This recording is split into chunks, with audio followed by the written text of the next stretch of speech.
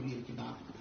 அதற்கு நான் கருத்து சொல்லவில்லை என்றால் தவறாக போய்விடும். காரணம், நாளைக்கு நான் ஒரு 3 மாத காலம் வெளியே படிக்க செல்கின்ற காரணத்தினால இதே கருத்து தமிழகத்தில் 10 முறை சொன்னீங்கன்னா அது உண்மையாயிருக்கும். ஆனால் இந்த கருத்துக்கு பதிலடி கொடுக்க வேண்டிய கட்டாயத்தில் நான் இருக்கேன்.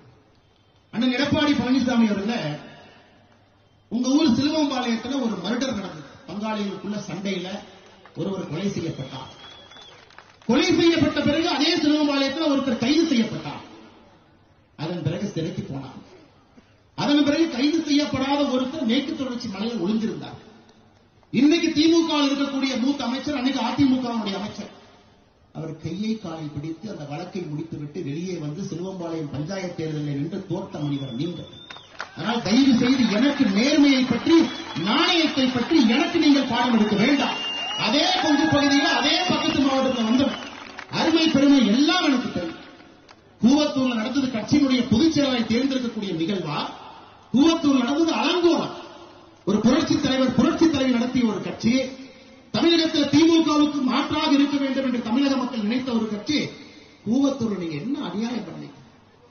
இஎம்ஐ டெண்டர் சிஸ்டத்தில் கட்சியினுடைய முதலமைச்சரை தேர்ந்தெடுத்து, ஹையஸ்ட் பிட்டராக எடப்பாடி பழனிசாமி, மீடியம் பிட்டராக கொங்கு பகுதியில் இன்னொரு அமைச்சர், லோவஸ்ட் பிட்டராக தென் தமிழகத்தில் ஒரு அமைச்சர். என்ன பிட்டிங்? எந்த எம்எல்ஏவுக்கு மாசம் என்ன பணம் கொடுக்க வேண்டும் என்பதுதான் கூவத்தூர்ல இந்த பிட்டிங் முறை.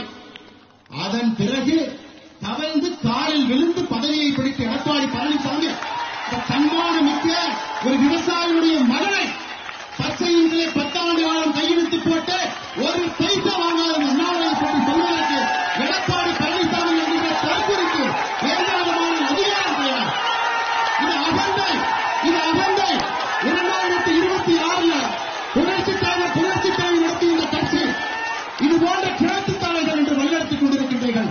தூக்கி எறியப்படுவீர்கள். 4வது இடம் கூட கிடையாது.